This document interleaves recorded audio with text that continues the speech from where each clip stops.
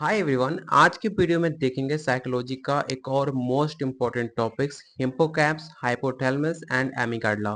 ये तीन ऐसे टॉपिक्स हैं, अगर आप अच्छे से इन्हें कंप्लीट कर लेते हो तो 4 से 6 क्वेश्चन इन तीन टॉपिक से हमेशा आपके पेपर में पूछे गए हैं। तो चलिए शुरू करते हैं आज का पहला क्वेश्चन। लेकिन उससे पहले अगर आप पीसीटीआरबी 4 स्टेट या झारखंड माध्यमिक आचार्य की तैयारी कर रहे हो तो जो आपका सिलेबस है वो सारे टॉपिक्स कंप्लीट करते हुए आपको कंप्लीट नोट्स दिए जा रहे हैं, जिसमें आपको 3000 प्लस आपको टॉपिक वाइज क्वेश्चन से मिलेंगे आपके अकॉर्डिंग सिलेबस। साथ में आपको एनसीईआरटी क्लास 11-12 का chapter wise question answer, topic wise theory, previous year question answer, जिसके पैटर्न आप समझ पाओगे, क्वेश्चन का लेवल क्या रहता है, क्वेश्चन किस लेवल का पूछता है, प्रीवियस ईयर क्वेश्चन से आपको पता चलेगा।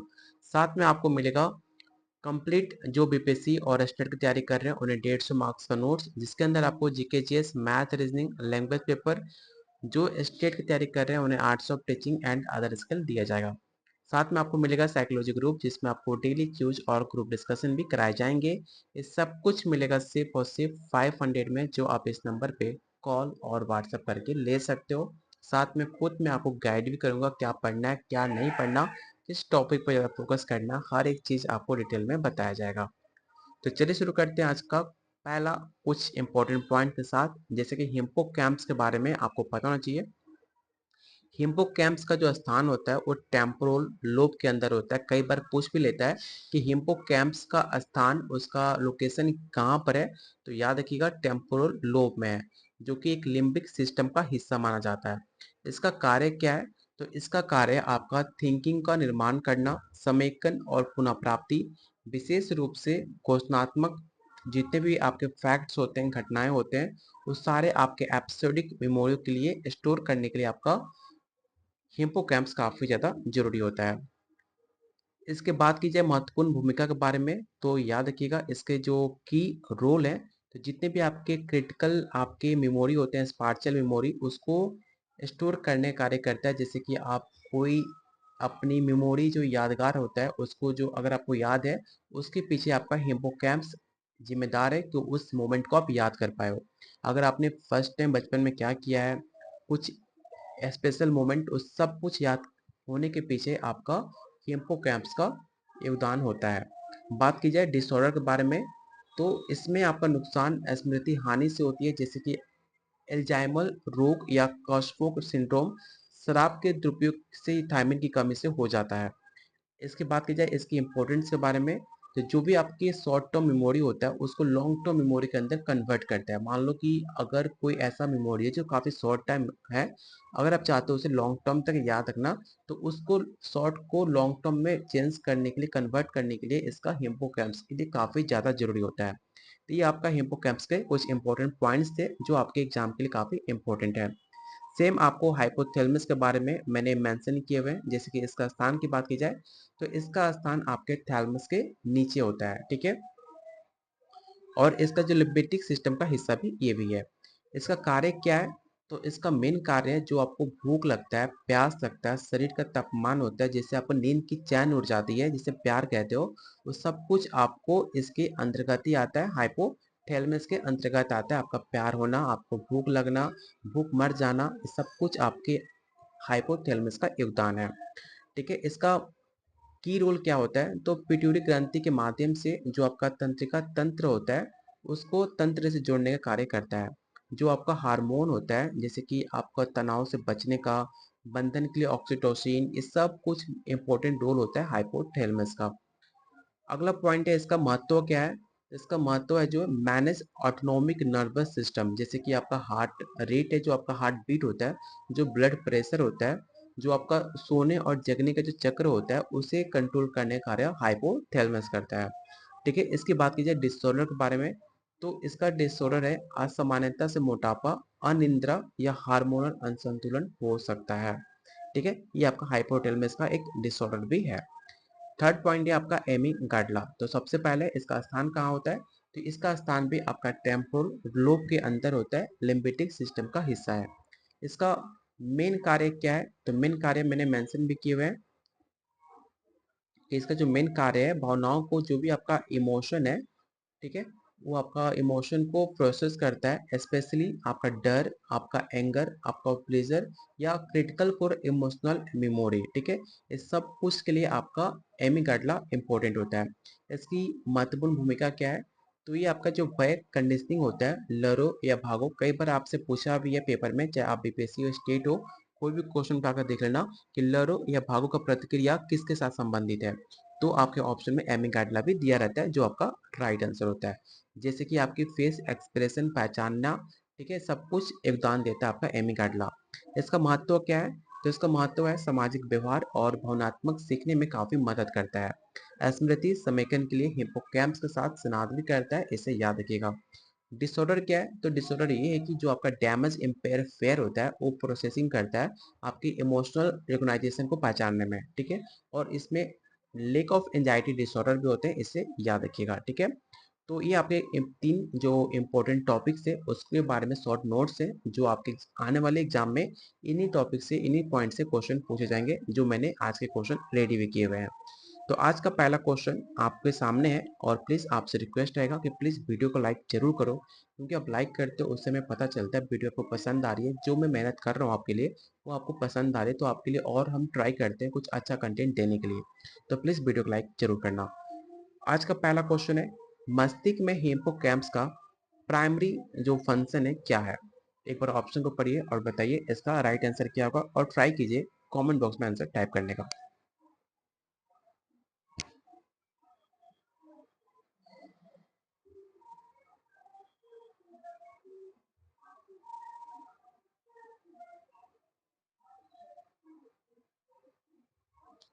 तो क्वेश्चन वन का जो भी आंसर बी बता रहे हैं उनका आंसर बिल्कुल सही है, क्योंकि हिप्पोकैम्पस मस्तिष्क के स्मृति निर्माण समेकन के लिए जिम्मेदार है, जो कि विशेष रूप से लॉन्ग टर्म मेमोरी को बनाने और उसको स्टोर करने में काफी इंपॉर्टेंट रोल निभाता है। Option number B. अगला क्वेश्चन है, मस्तिष्क की कौन सी संरचना भूख और प्यास को कंट्रोल करने के लिए मुख्य रूप से जिम्मेदार है? तो जस्ट मैंने आपको शॉर्ट नोट्स के अंदर मेंशन भी किया था, जो हाइपोथैलेमस होता है वो आपके भूख, प्यास, प्यार, आपके जितने भी फिजिकल नीड होते हैं उन्हें कंट्रोल करने का कार्य करता है हाइपोथैलेमस, जो कि शरीर के होम्योस्टेसिस को बनाए रखने में काफी मदद करता है। ऑप्शन नंबर बी इसका राइट आंसर होगा। अगला क्वेश्चन है, एमिगडाला मुख्य रूप से किस मनोवैज्ञानिक प्रक्रिया से संबंधित है? Long term, emotional processing, motor coordination या लैंग्वेज कॉम्प्रिहेंशन। जो बैकग्राउंड म्यूजिक बज रहा है उसे आप इग्नोर करना, क्योंकि सावन का सीजन है, आज लास्ट सीजन है, तो इसमें बहुत जगह घर पे पूजा होता है, तो उन्हीं का साउंड आ रहा है। तो इसके चलते मैं वीडियो स्किप करना नहीं चाह रहा था। मैंने सोचा कैसे भी एक वीडियो शूट किया जाएगा, तो आप इसे इग्नोर करना और आप ट्राई करना फोकस वीडियो पे करने का, और आप ट्राई करना कमेंट बॉक्स में आंसर टाइप करने का, और मुझे बताइए क्वेश्चन थर्ड का राइट आंसर क्या होगा, जो मैंने आपको जस्ट बताया था।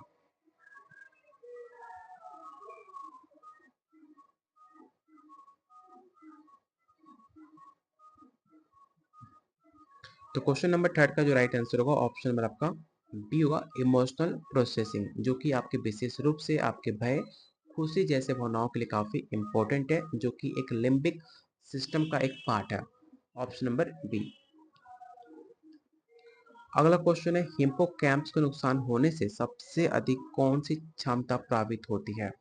Emotional regulation, special memory, heart rate control या रिफ्लेक्स एक्शन।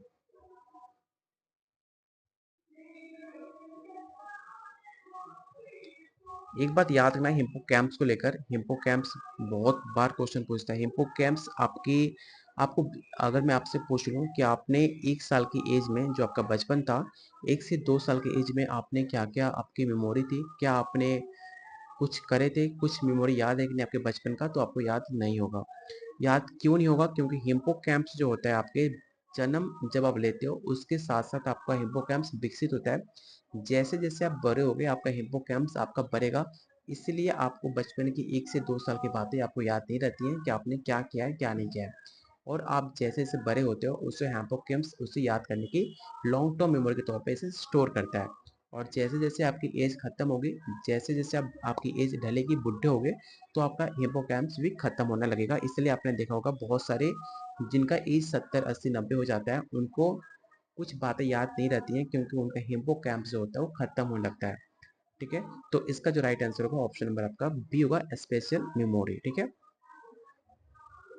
क्वेश्चन नंबर 5, मस्तिष्क का कौन सा भाग पिट्यूटरी ग्रंथि के माध्यम से तंत्रिका तंत्र को अंतरस्रावी तंत्र से जोड़ता है? पहला ऑप्शन है हिप्पोकैम्पस, हाइपोथैलेमस, एमिगडाला या थैलेमस।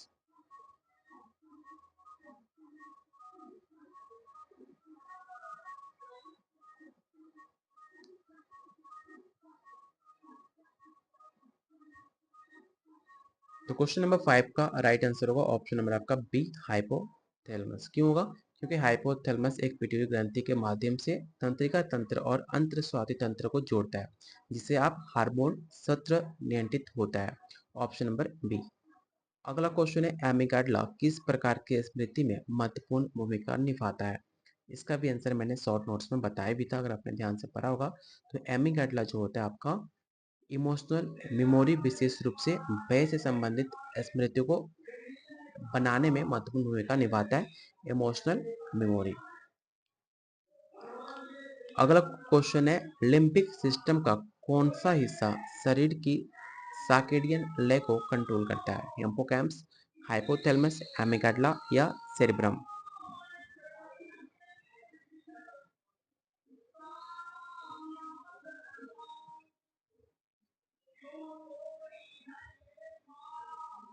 तो क्वेश्चन नंबर 7 का जो राइट आंसर होगा ऑप्शन आपका बी होगा, हाइपोथैलेमस, जो कि आपके नींद से जगने का चक्र को कंट्रोल करता है।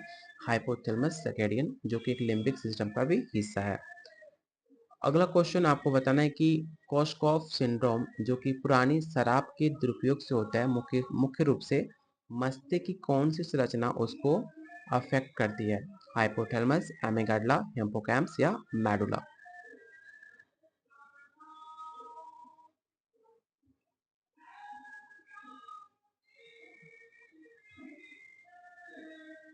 तो जो भी आंसर ए बी कर रहे हैं उनका आंसर गलत है। इसका जो राइट आंसर होगा ऑप्शन नंबर सी, हिप्पोकैम्पस, क्योंकि कोर्सकॉफ सिंड्रोम जो होता है इन हिप्पोकैम्पस को अफेक्ट करता है, जिसकी वजह से जो आपका मेमोरी होता है वो लॉस हो जाता है, जो कि एक थायमिन की कमी से संबंधित है। क्वेश्चन नंबर 9, हाइपोथैलेमस तनाव को कंट्रोल करने के लिए किस हार्मोन का रिलीज को नियंत्रित करता है, कंट्रोल करता है? इंसुलिन, कॉर्टिसोल, डोपामाइन या सेरोटोनिन।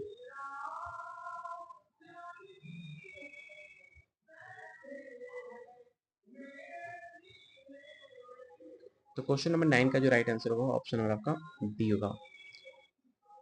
अगला क्वेश्चन है वह कंडीशनिंग के लिए मस्तिष्क की कौन सी संरचना महत्वपूर्ण है? हिप्पोकैम्पस, एमिगडाला, हाइपोथैलेमस या ललाट खंड।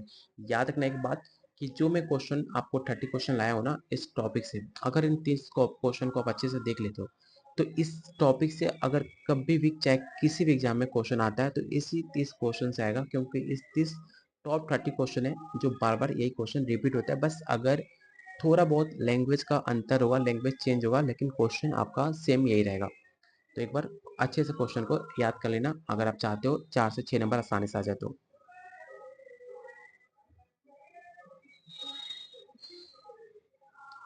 तो क्वेश्चन नंबर 10 का जो राइट आंसर होगा ऑप्शन नंबर आपका बी होगा, एम ए गाडला। ठीक है, क्योंकि जो आपका फेयर कंडीशनिंग होता है उसमें काफी महत्वपूर्ण होता है, क्योंकि ये भय से संबंधित आपकी जितने भी उत्तेजना होती है उसको संशोधित करती है। Option number B.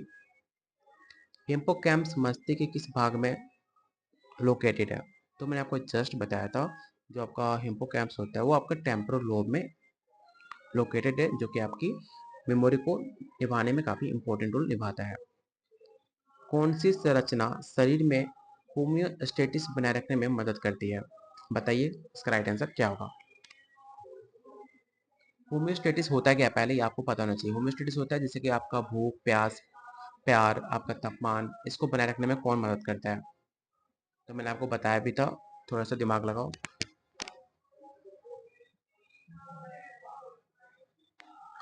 तो उसका राइट आंसर होगा ऑप्शन नंबर सी। ठीक है, हाइपोथैलेमस। क्वेश्चन नंबर 13, एमिगडाला किस प्रकार की भावनात्मक प्रतिक्रिया के दौरान सबसे अधिक सक्रिय होता है? खुशी, भय, जिज्ञासा, उदासी। अभी मैंने बताया था जो आपका एमिगडाला होता है सबसे ज़्यादा एक्टिव होता है आपको जब डर होता है।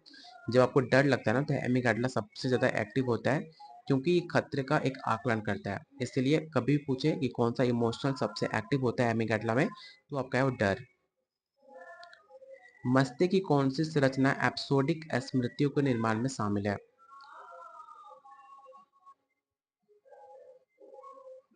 बताइए। हाइपोथैलेमस, एमिगडाला, हिप्पोकैम्पस या थैलेमस?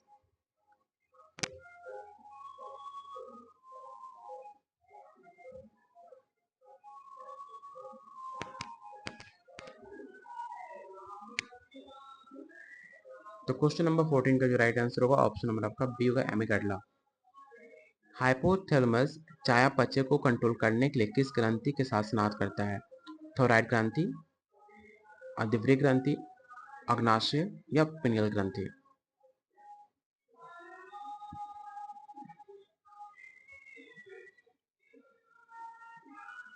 तो क्वेश्चन नंबर 15 का जो राइट आंसर होगा ऑप्शन नंबर आपका ए हो जाएगा। एमिगडाला को नुकसान होने से किसमें कठिनाई हो सकती है? अगर मान लो कि एमिगडाला को नुकसान हो जाता है, डैमेज हो जाता है, तो उससे किसका नुकसान होगा आपको ये बताना है। चेहरे की भावनाओं को पहचानने में, जो आपका फेशियल इमोशन होता है उसको पहचानने में दिक्कत होगी, या सॉल्विंग मैथमेटिकल प्रॉब्लम, या आपको बैलेंस बनाए रखने में, या भाषा उत्पादन में। क्वेश्चन काफी इंपॉर्टेंट है, हर क्वेश्चन इंपॉर्टेंट है आपके एग्जाम के लिए। तो याद रखना, अगर आपका एमिगडाला नुकसान हो गया तो जो आपका फेस एक्सप्रेशन है उसको पहचानने में काफ़ी ज़्यादा आपको दिक्कत होगी कि इंसान रो रहा है कि दुख है कि हंस रहा है, आपको पहचान नहीं पाओगे। तो इसका राइट आंसर होगा ऑप्शन नंबर ए। स्थानिक नेविगेशन और स्मृति के लिए कौन सी संरचना काफ़ी महत्वपूर्ण है? Which structure is critical for spatial and navigation and memory?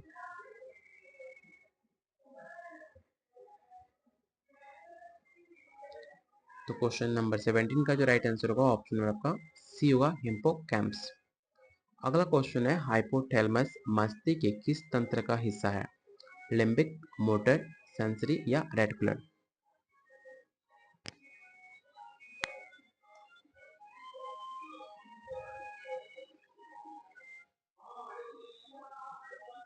तो क्वेश्चन 18 का जो भी आंसर ए बता रहे हैं उनका आंसर बिल्कुल सही है, क्योंकि हाइपोथैलेमस लिम्बिक सिस्टम का एक हिस्सा है जो कि आपके इमोशन, आपके फिजिकल नीड को कंट्रोल करता है। Option number A. मस्तिष्क की कौन सी संरचना लड़ो या भागो प्रतिक्रिया में शामिल है? ये क्वेश्चन तो आपको एग्जाम में कई बार पूछा गया क्वेश्चन है, और इसमें बिल्कुल भी ऑप्शन पढ़ने की भी जरूरत नहीं है, क्योंकि इसका right answer option number B होगा, हेमिगडाला। घोषणात्मक स्मृति में हिप्पोकैम्पस की क्या भूमिका होती है? एक बार जल्दी से ऑप्शन पढ़ो और बताओ क्वेश्चन 20 का राइट आंसर क्या हो सकता है।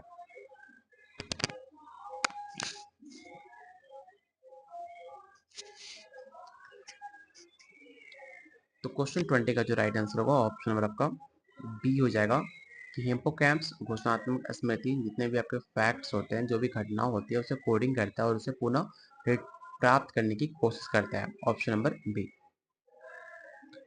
हाइपोथैलेमस निम्नलिखित में किसको कंट्रोल करता है? ब्लड प्रेशर को, विजुअल प्रोसेसिंग को, लैंग्वेज स्किल को, या रिफ्लेक्स एक्शन को?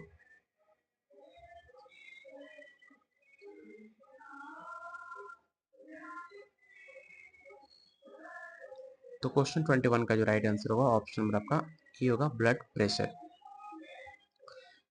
एल्जाइमर रोग में कौन सी संरचना मुख्य रूप से अफेक्ट होती है जिससे स्मृति हानि होती है?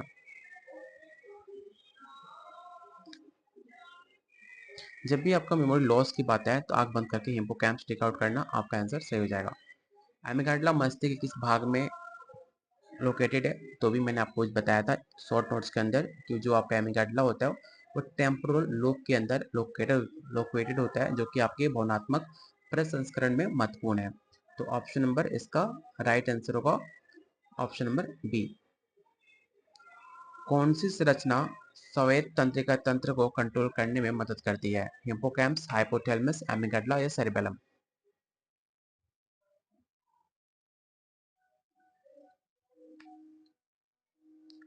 तो इसका राइट आंसर होगा ऑप्शन नंबर आपका बी। अगला क्वेश्चन आपको बताना है कि हिप्पोकैम्पस किस प्रकार के सीखने के लिए आवश्यक है? शास्त्रीय अनुबंधन, ऑपरेंट कंडीशनिंग, स्पाशियल लर्निंग या हैबिटेशन?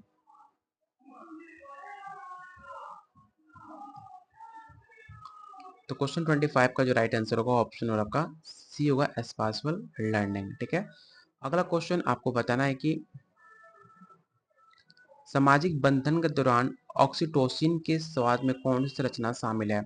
एमिगडाला, हाइपोथैलेमस, हिप्पोकैम्पस या थैलेमस?